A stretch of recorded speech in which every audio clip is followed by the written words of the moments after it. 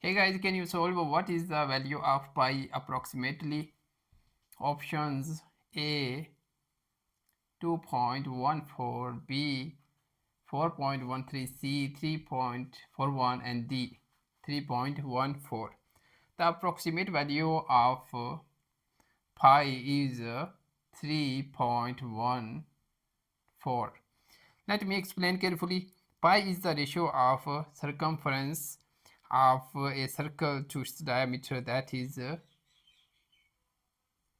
pi equals circumference divided by diameter, right?